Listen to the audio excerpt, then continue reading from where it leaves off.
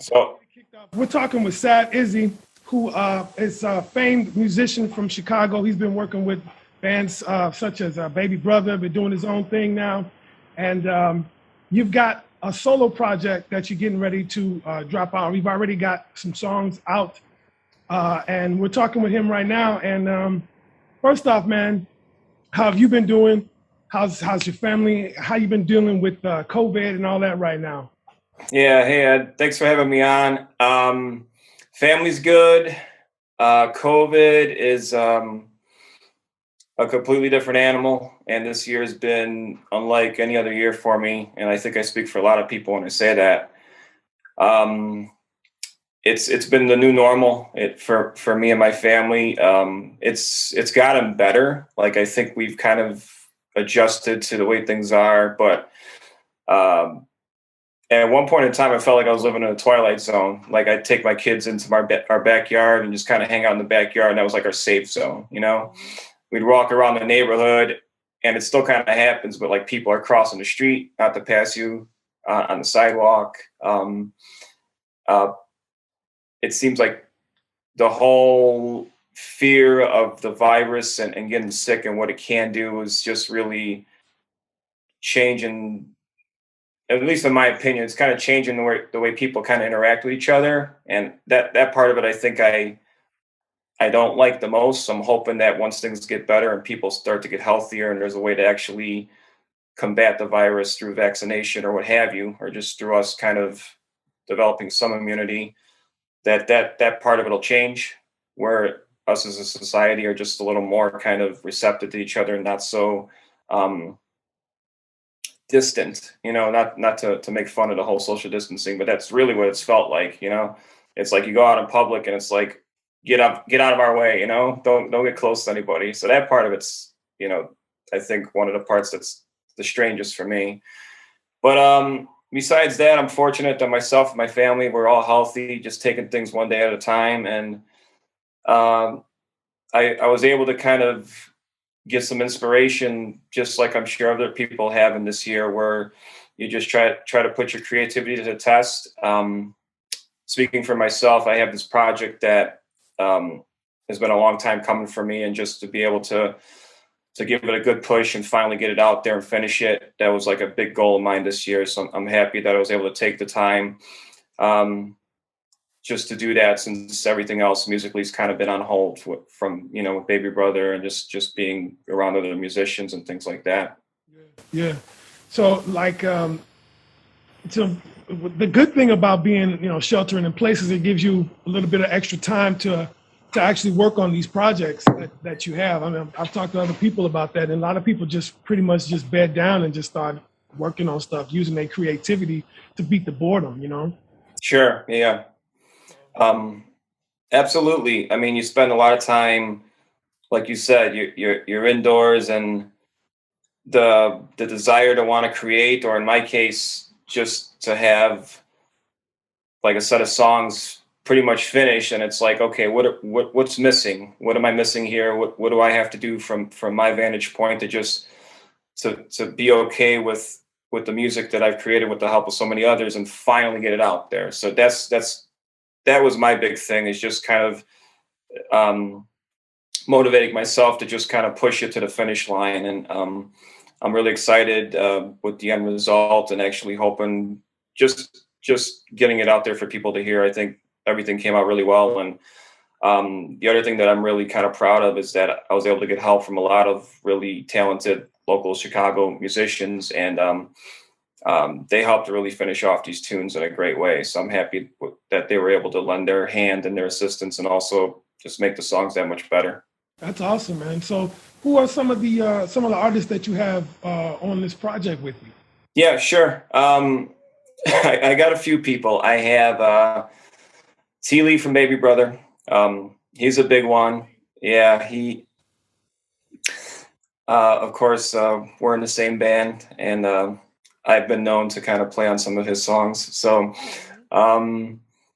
he kind of lent his hand, and he's been involved for a while. I mean, the whole project itself kind of started a few years back, roughly about 7 years ago or so. So he's been with me from the beginning. He's plays bass on a lot of the album. He also does vocals on one of the songs. So happy to have him. I was able to get Gold Girl, Carolyn Castillo. She does vocals on Punky Brewster. That's right, because she was like the original member of Baby Brother. She was, yeah. She was singing with us for a while. And we actually did the song, rehearse it in practice years back. And she actually, we played it live before with her on vocals. And I remember that performance, and here we are like 2-3 years later, because I think I got in touch with her a couple years ago, and I'm like, you know what, you did a great job. Would you sing vocals on the song? And she just knocked it out of the park. She did a fantastic job with it. So one that's singing on the 2 singles that you have on the website? She is on Punky Brewster, so she's on that single, right? So yeah, so like I said, she really brought it. I remember being with her when we recorded the vocals, and I rehearsed with her like a couple of weeks before we did the recording, and she came to the recording, and not only did she put her own spin on it, but she ended up bringing these harmonies that I didn't know about, and it just worked, and it made the song that much better. It like gave it that much more depth. So yeah, she's on that one. She did a fantastic job. So happy. The question I had is like, who is that girl on Punky Brewster? Yeah, so that's her. Both of the songs are awesome, but I'm like, Thank you. Singing, because one of them, I think, was Startled, kind of reminds me a little bit of Flyleaf. If you ever heard of that band called Flyleaf? I believe so, yeah. A little bit, I was like, yeah. But I had no idea Carolyn was working with you on this project. Yeah, I had her in mind for a while since we actually played a tune 4 or 5 years ago with the band, and then here I am at a point where I'm ready to finish it. I needed vocals. I'm like, yeah, she's got to do it. She's the one who kind of brought that edge to it, and I got to reach out to her to do it, and she did, and she did a killer job with it. She's a real hidden talent, man, because back in 2012, 2011, actually, when I first got hip to Baby Brother and we was doing all the stuff, getting ready for the fest, I came to the rehearsal and saw you guys play, I was blown away. And I was like, I knew all of you guys were dope, and she had talent and everything, but I had no idea what she would be doing moving forward. The stuff that sure. Azuli, and now on her own thing where she's singing in Spanish. I'm sure you have. Yeah, I have. I mean, that's pretty. I mean, she's one of those people that she's really incredibly creative and talented, and she lives it, because you see what she's doing musically, but then also artistically with her dancing and some of the slow motion stuff she does, where she's kind of like all, painted up and like moving like a robot, that kind of stuff. I mean, that's, you almost have to kind of fully immerse yourself to be able to kind of, weave between all those different things, between being like the vocalist, singer, to the dancer, to doing some of that kind of other artistic stuff. So yeah, hats off to her. I mean, she really lives it. Wow. So who else you got going on in this project? I have a few other people. I'm gonna focus on the people from Chicago, which are quite a few, which I'm happy about. I have on the other song, Startled, is actually a very talented jazz vocalist. Her name's Brooke Zeno, and she's the one who sings on Startled. And I think she did a really good job on that, considering it was a little bit out of her element. Startled's got more of that modern rock vibe to it. And once again, it was one of those things when we recorded the actual tune after rehearsing with her, that first lead into the chorus, she really kind of like just belts out this vocal where she's talking about, maybe if I scream, I would never have to hear anything. And the way that she kind of belts it out, and just like you hear in the voice, just almost the pain in that lyric, I knew right then and there. And I was recording it with my friend Scott, who recorded a lot of the songs. I'm like, that's it. That's a song right there. I'm like, that just made the tune. So yeah, she did a great job with that one. She's on another one as well that is on the album that's got more of like a jazzy bossa nova vibe to it. And once again, just fantastic job on both of those. So she's another one. And then the other one besides Tim, Brooke, and Carolyn, who kind of saved me in a sense, couple other people I'll talk on, but the album itself is kind of dynamic in the sense that it's, in my opinion, multi-genre. So you have songs that are more kind of punk, more modern rock, but there's also some heavier songs as well, that are edgier, more abrasive. And I once again found myself having a hard time finishing a couple of the heavier songs. On a whim, I ended up reaching out to Mike White from Black Market Democracy. Oh, shout out to Mike White. Yeah, and Go ahead, yeah. and I wasn't sure what to expect or if he'd even do it, but the first thing he did is he replied and he said congratulations. He's like, congratulations on your project, and he was all for it. He's like, send me what you got, I'll listen to him, and he did, and he was on board. And the thing with Mike, which I really thought that was impressive, is one of the songs that he did, I basically provided him a scratch vocal and the lyrics for, and he kind of put his own spin on it, but he kept it as close to my melody as possible. And I think that's one of the better, heavier songs on the record. And this is him basically going off of, my pathetically poor excuse for a vocal line, and I really liked what he did with it, and plus the different direction that I was trying to give him, because it wasn't just straight singing. At times I wanted screams, at times I wanted just kind of maniacal laughter, stuff like that, just different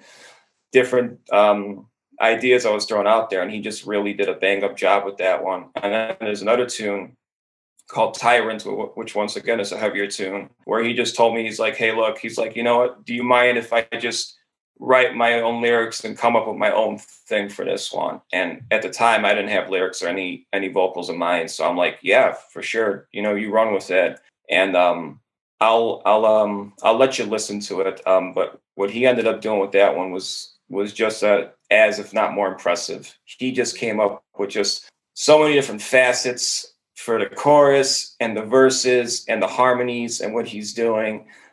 He's going into different modes of singing, where he's doing more of like the metal kind of guttural thing to more of like just like a rap rock kind of a thing, and just kind of seems to flow in and out with ease. And it works. It works incredibly well for the tune, and just what he did with the chorus as well. I loved it. And I think he's another guy that is incredibly talented, and this is him just doing vocals. I'm hoping one day we can reconnect and actually do something where we're co-writing, because I know he's, he can hold his own playing guitar as well. But for what he did on the songs, just singing, really impressed. And I think, people that really love heavy music are going to like both of these songs.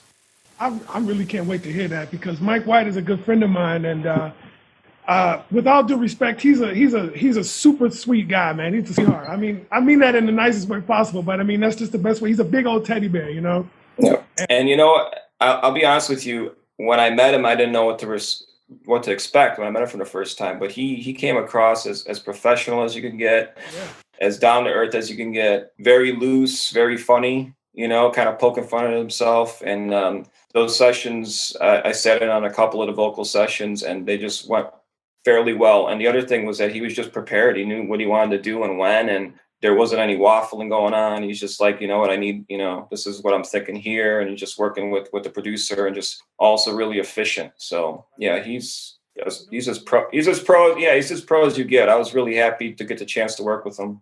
Well, all of those dudes in Black Market Democracy, I mean, I've worked with them in one way or another. I mean, I was in a band with the two of them. So those dudes, they know music and they know what they want to do. So, I wouldn't expect anything else from those cats, or at least from him, So. Yeah. It was great. I mean, I was glad to have him on board.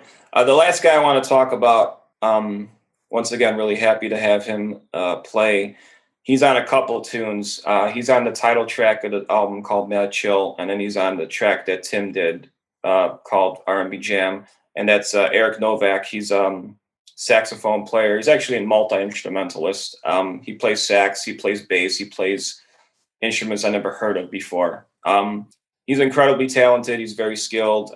He's in multiple bands in the Chicagoland area, most notably Cordoba, who's a phenomenal jazz fusion group who I just started checking out some of their videos recently and just seeing some of their tunes, and I was like floored. I'm like, this is incredibly good. I don't know what to say except maybe I should start practicing some more and try to just, expand on my own musicianship. But yeah, he was another one of those guys, and he's played with Baby Brother before also. He's gigged with us before, so I knew he was great, just his ability to just play. I had him come on board and play sax on Mad Chill and also R&B Jam. Mad Chill is more of like a modern take on a jazz tune. It's instrumental. It's got more of like I want to say I guess somber. It's kind of starts out kind of like mellow and more kind of like a minor vibe, and then it goes into more like a groove later on. But he put some jazz chops in there with some solos and some just some accompaniment, and really, really nice that just what he did with that to kind of give that song a little more lift. And then the same could be said for R&B Jam. He did a really nice job on that one. That one's more just straight ahead groove with Tim doing his thing on vocals and Eric's kind of playing and just providing some really nice sax on that for rhythm, and also for the bridge section where he literally crescendoed, stacked sax harmonies, crescendoed up and down for like the bridge solo section. And then when he did that, I didn't know what the hell he was doing at the time when he recorded it. And then I heard it in context and I'm like, that's genius. I'm like, how do you layer that many parts and come up with that? That was like phenomenal. So jazz dudes, man. Those yeah, dudes know that stuff in and out and know how to go across chords yeah, and keys like crazies and make it all come right back together, Yeah. So I mean, if you take a listen to that one, you know what I'm talking about. But it's just like this wall of sound that just kind of crescendos up and down, and it just works really, really well. And really happy to have him on board as well. So yeah, that's pretty much the majority as far as Chicago-based musicians. The producer also played on the one of the producers. He played on the record. He's also a Chicago guy. He played drums on 7 of the tunes, I believe. So in addition to producing the songs, so a lot of help, but really happy with the results and happy that everybody was kind of on board with it to kind of lend their genius and their skill to it. So how many tracks altogether is on the? Yeah, that's a good question. It is 10 total. I made the right decision, taking my wife's advice. I dropped a couple tunes because part of me not getting this out was just having songs that weren't finished. And then one night she talked to me and she's like, don't even bother having those songs on there. Just release them later and run with the ones that you got. And I'm like, the light bulb clicked off. I'm like, wow, thanks. Now I can actually finish this album. I'm like, drop your ego, leave a couple tunes that are nowhere near being finished and to the quality that you want them to be, and run with the ones that you have. And once she said that, and once I did that, then I started to kind of connect the dots and say, okay, we just got some cleanups and final mixing, and then I got to figure out, how to do, just finish it, dude. I was just constantly in my mind, just finish it. I kept saying, just finish it. What do you have to do to finish it? Get them mixed, find somebody who can master them, get them to the point where you're happy with them, and get them out. 10 songs is like the perfect amount of songs for an album, especially now when everybody's really ADD. So yeah, you're right. Right. It's about perfect, I think so. And then the other thing I forgot was that, I'm not conforming to a certain like standard when it comes to tunes and song length. So there's some songs that are a little lengthier anyway. So, I mean, the actual album itself, even though it's 10 tunes, there's, I think, enough music on there to keep somebody's interest, and also not too much that they're going to like not want to listen to all of it. I think it's a good balance. Good. You always want to keep the audience wondering what's next, and sure, that's what I like to do as far as when I approach how I'm doing this radio thing, and when I used to make music. So that's awesome that you are able to do that and go across all these different genres and keep it very interesting like that. Yeah, I appreciate that. I'm interested to see like how it's received. I think one of the nice things about being kind of like your own person and an independent is that you have the luxury to kind of speak a little more freely, and that you're not kind of confined to 1 or 2 genres. There's no pressure to just kind of do like the rock thing or, just keep it funky or something. It's like I was able to really pull from a lot of different places, from a lot of different influences over time. So that heaviness is there because I grew up on a lot of heavy music, and then the jazz and like more of the like groove stuff is just, as I've gotten older, I've learned to love that music as well and appreciate it. And I wanted to kind of not have to settle. So you're going to hear a lot of different flavors, which I think is wonderful and totally acceptable. And hopefully people will like it and feel the same. Well, speaking of independent, are you going to try to put it on any other streaming platforms, do Bandcamp? Or are you going to do everything straight off your website, savizzi.com? Yeah, that's a great question. I have, I made a decision since it's been a journey for me that it is going to be released on all the major streaming platforms. So I already kind of set the wheels in motion there. So people will be able to find it on their favorite platform of choice, whether it be Spotify or Apple Music or, Amazon or what have you. So it's going to be available on all those sites. In addition to my website. So if people do like the music, I do encourage to, or I would say visit the website. You'll see the different players. You'll get a chance to maybe hear a little snippet of all the tunes in addition to the singles. Or if you're more of, like you said, if you're more of like a Spotify person, soon enough, come the end of the month, you can go on Spotify and just kind of, check out Sav Izzi or Mad Chill Sessions, and you should see it there as well. I mean, I'm cool with Spotify for like, I don't know what you want to call it. Just when you feel like it's pedestrian, you just kind of just want to hear a bunch of stuff.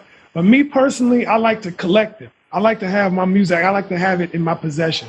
And sometimes those sites, I don't think they allow you to actually download it and have it. I don't know. I'm not sure. I don't want to pay for a music service. That's another thing for me. Right. No, I agree with you. Pay the artist, like, all right, if I want this music, I'm going to pay you for the album and it'll be mine now. I have it. It's my possession. I don't have to continue to pay for a service, which is good in a way. Don't get me wrong. But me personally, I'm from old school. I have vinyls and CDs. I like to have my music, which is all over the damn place. But at the same time, in the digital age, I can have it right here on this damn hard drive, which is cool too. Right. Yeah, absolutely. So, I mean, I'm from that school, Right. And I agree with you. A lot of people, and I asked around, and a lot of people that I talk to are like, yeah, just once you release it and you do the streaming thing, you're good. And I'm like, well, no, I'm like, it's my first kind of solo debut record. I'm gonna have physical CDs. I'm gonna, if people really, really dig the music and want, something tangible, like myself, because when I grew up, it was the same for me. I liked something. I bought the CD. And then, before that, it was cassettes.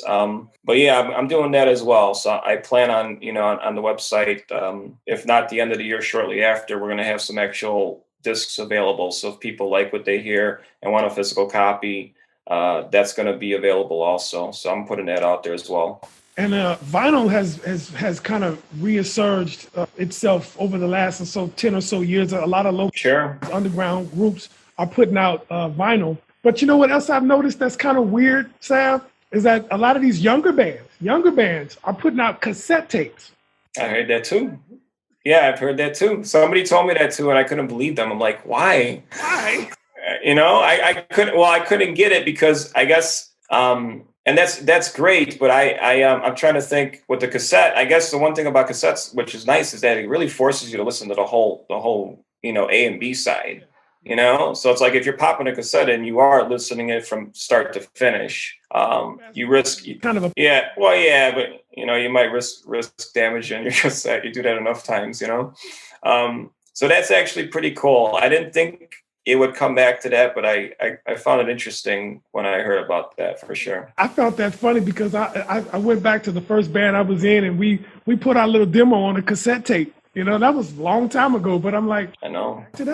I'm like, how many people actually have a cassette deck in their car? I mean, I have a cassette deck right here. Sure, right. I still got an old box with a bunch of cassettes that I made and some that are original CDs. I mean, albums and stuff. But I'm like, I wonder because they barely make cars now with CD players in them anymore. Right. It's that. So I mean, like, yeah, you're right. Cassette player. When was the last time you saw a Walkman cassette? It's been forever. Yeah. I don't know. I have one. I have one that used to be my dad's. So I do have a cassette player, but he bought it because it had a recorder on it, so he could record himself. So in a pinch, I do have one. But yeah, I remember when I was younger with friends and we were recording, you would record the cassette. So you would just record a rehearsal on a cassette. And I remember going to shows and getting, like you said, you get demos of bands and literally somebody would be standing outside the venue handing you a cassette. Yeah. So. And then the CDs came out. Right. And well, it wasn't just so much the CDs, it was how do you burn your music to a CD? And then right. Technology was a little expensive at that time, so we were still using cassette tapes. But yeah. But eventually now I've been to a lot of shows where they handed you a card and it had a UPC or whatever, one of those QR codes on there. Yes. Okay. Yeah. And you could go download the music, which is pretty dope too. Sure. Those where you buy the physical album and inside has one of those same codes with the QR code on there, and you scan that and you go download the same album you just physically bought.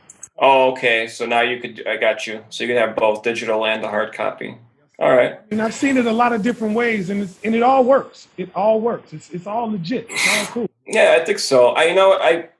My hope is that, with maybe some of the younger music people out there, if they could kind of get hip to, and if it's cassettes, that's great, but, CDs as well, get hip to actually buying the physical music. Not only do you have that, band's album that you really like and you got something tangible that perhaps you can just throw in a CD player and kind of get away from being in front of the tablet or in front of the laptop for a change, get back to actually just putting some music in and consuming the music and really digging whatever it is you dig about the tunes instead of, pulling it up on your laptop or your tablet or what have you. So I think there's that part of it. And then the other part of it is obviously you're supporting the artists, because now all of a sudden you're buying their music.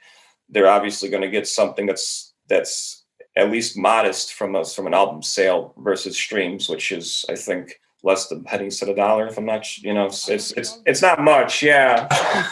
I was reading this article about what Jimmy Page was talking about. The streaming platforms aren't fair on the residuals and how they pay people on their streams.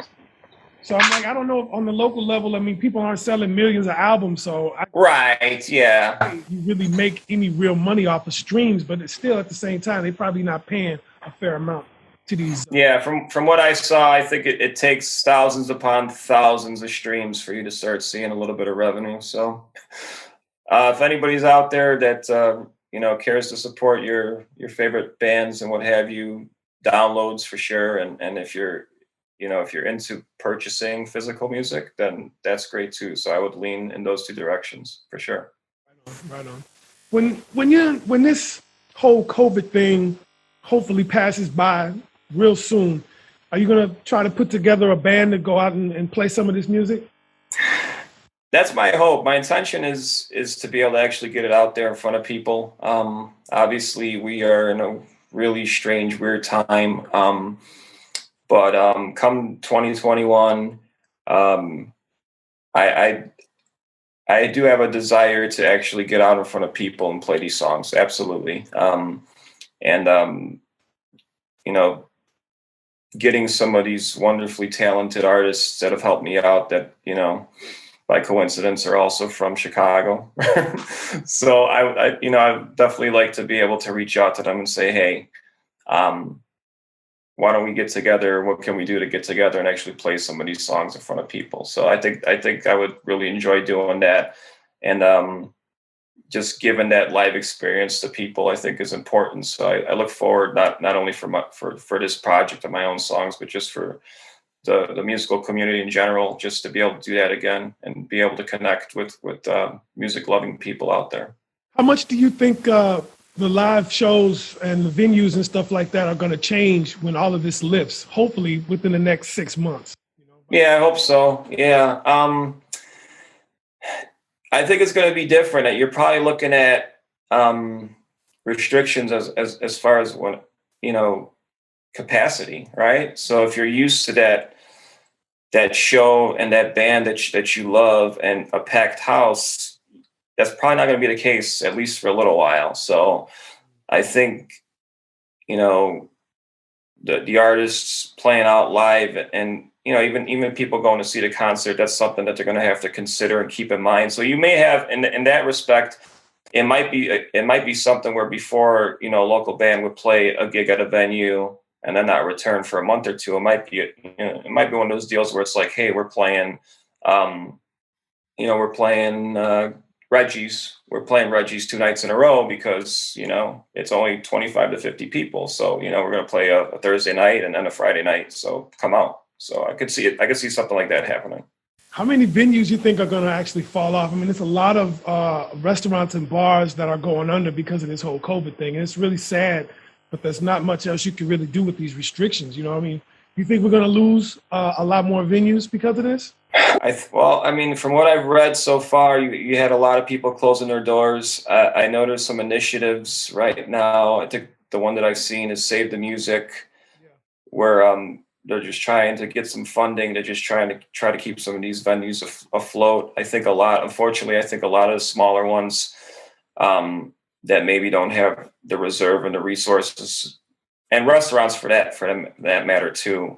It's been such a unprecedented year, and to kind of be stopped in your tracks and to be told that you can't open and pay your bills, I think is crushing for a lot of people, small business and large alike. So yeah, I mean, unfortunately, I do see some of the smaller ones possibly having to hang it up, but hopefully we could get some initiatives in place where we can kind of help some of these venues out and turn it around come next year. Maybe there's an opportunity there somewhere with a lot of people wanting to do DIY type stuff. Maybe there'll be more DIY venues popping up. Who knows?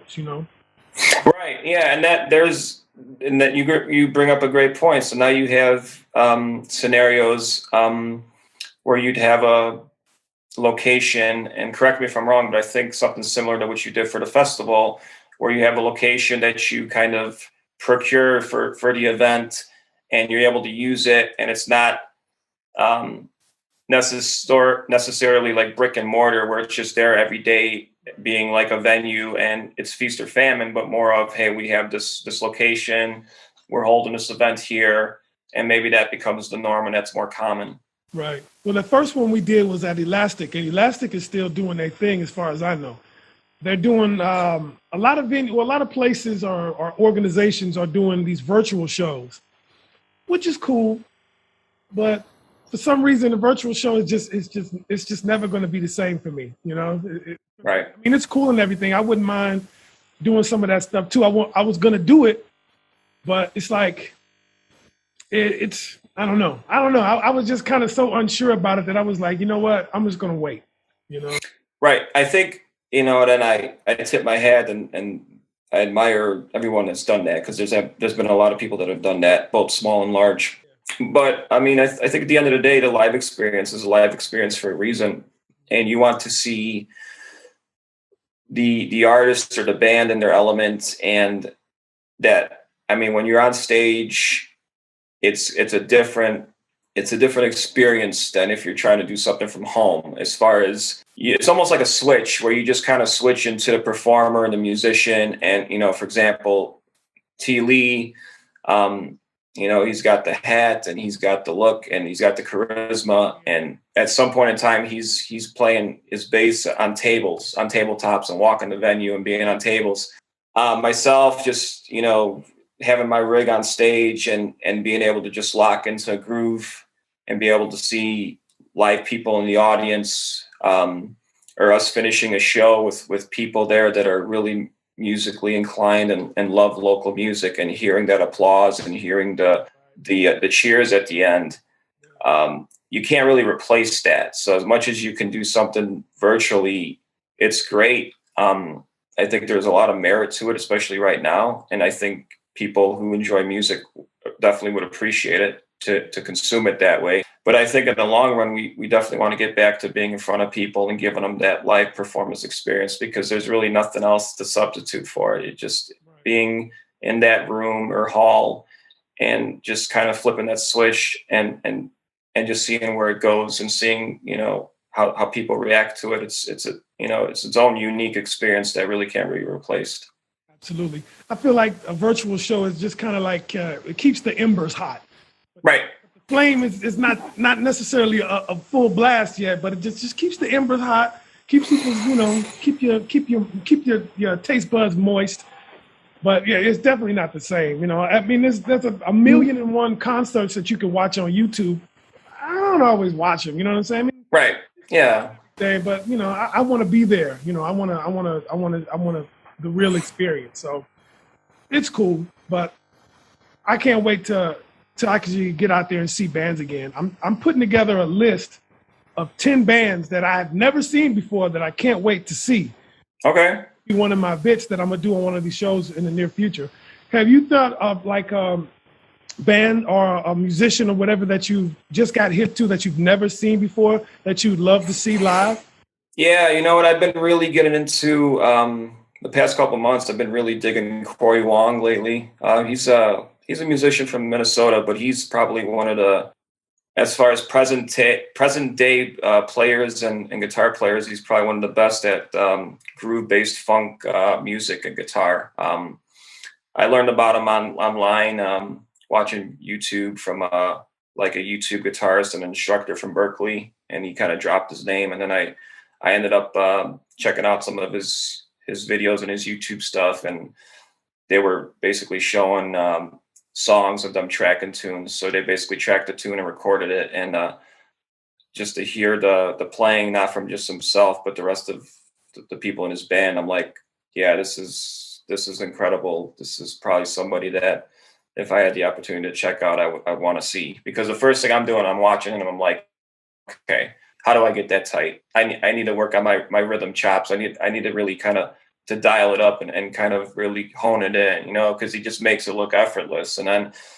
he's got the other players, whether it's, horn section or percussionist or what have you, and everything was so tight. So I'm like, yeah, he's definitely on my list, somebody to keep in mind to check out. Right on. I'm gonna check that out too, because I can't wait. I really can't, and I'm looking forward to seeing you, seeing all these other people that I've gotten hip to over the year of 2020, and I can't wait to. I want to travel to see people. I want to go see people in other states and stuff like that. Yeah, absolutely. I mean, 2020 that's been pissing me off is that I'm afraid to travel. For good reason, and of course, now's the time where, like, airfare is like dirt cheap, and yeah, there's always that risk. There's always, is it worth it? And the short answer is no, it's not. You'll be okay.